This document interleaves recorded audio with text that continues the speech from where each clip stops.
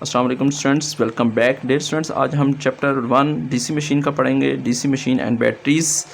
ये आपके इलेक्ट्रिकल की बुक है जिसका कोड है 8213 और ये इलेक्ट्रिकल सेकंड ईयर की आपकी बुक। हम सबसे पहले इसका इंट्रोडक्शन पढ़ेंगे। इंट्रोडक्शन में देखेंगे तारुफ में इसका क्या क्या चीज़ें होती हैं, हमने इस पूरी बुक में पढ़ना क्या क्या है।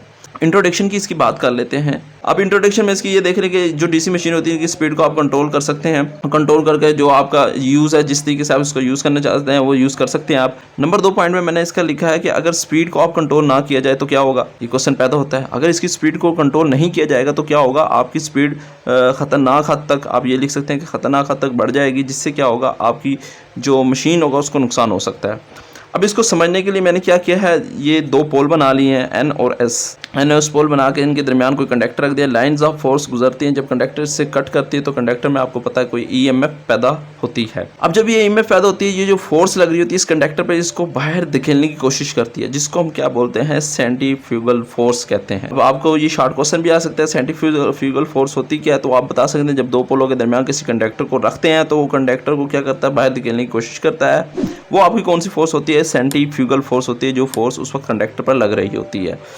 अब ये देखें, जो ये मैंने एन और एस पोल्स बनाए, ये पोल्स हैं आपके। ये दरमियान में जो मैंने चीज़ रखी है वो आपका क्या है जी, कंडक्टर है। और जो ये लाइनें ग्रीन कलर की जा रही हैं वो क्या है, लाइंस ऑफ फोर्स हैं। ये मैंने नोट्स की तरतीब से आपको बना के दिखा दिया ताकि आपके लिए आसानी रहे। उसके बाद आपने क्या आ जाना, नेक्स्ट पॉइंट जो आपने जहन में रखना है वो रखना है मतलूबा टार्क। यानी कि जो आपकी डीसी होती है उसको आप डीसी मशीन उसको मतलूबा टार्क पे चलाया जा सकता है। लेकिन ये बात भी आपने याद रखनी है कि एसी की निस्बत जो डीसी का जो टार्क होता है, पैदाशुदा टार्क बहुत ज़्यादा पैदा कर सकती है। अब क्वेश्चन ये पैदा होता है कि टार्क होती क्या चीज़ है। अब फर्ज करो कोई 2 किलो वाट की मोटर है और वो 2 किलो वाट से जो ज़्यादा करंट लेती है, ये ज़्यादा पावर लेती है, वो उसका क्या होता है, टार्क लोड होता है। टार्क लोड पे हम पहले भी एक वीडियो बना चुके हैं, डिस्क्रिप्शन में लिंक मौजूद है, आप देख सकते हैं टार्क लोड के बारे में। बाद आपने ये देखना है कि जो डीसी मशीन होती है उनके इस्तेमालात क्या क्या हैं, उनको कहाँ कहाँ आप यूज़ कर सकते हैं।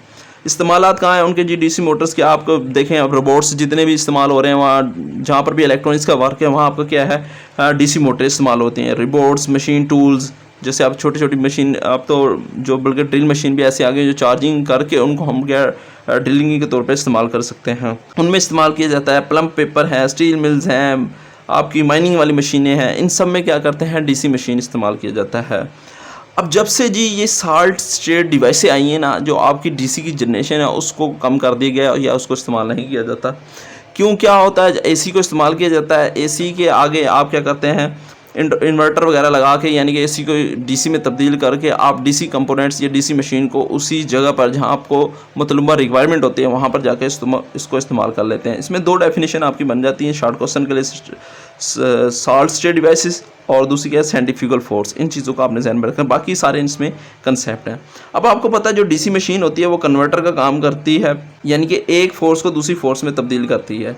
मिसाल के तौर पर डीसी जनरेटर जो होता है क्या करता है, आपका मैकेनिकल एनर्जी को इलेक्ट्रिकल में तब्दील करता है। यानी कि ये खुद जनरेशन नहीं करता, ये सिर्फ एक चीज़ को दूसरी में कन्वर्ट कर देता है, यानी कि मैकेनिकली को इलेक्ट्रिकल में, इलेक्ट्रिकल को मैकेनिकली में। डायनामो से इलेक्ट्रिकल एनर्जी हासिल करने के लिए आप दूसरी मशीन से इसको चलाया जाता है। इसको यानी कि किसी बैरूनी सोर्स के ज़रिए आप इसको चलाते हैं। आप देखें कैटरपिलर के इंजन देख लें या इस तरह के बड़े इंजन देख लें, उनमें क्या है, उनको आप ट्रैक्टर नहीं घुमा सकते। यानी कि उनको स्टार्ट करने के लिए, उन जनरेटर्स को स्टार्ट करने के लिए आपको किसी बैरूनी सोर्स की ज़रूरत होती है।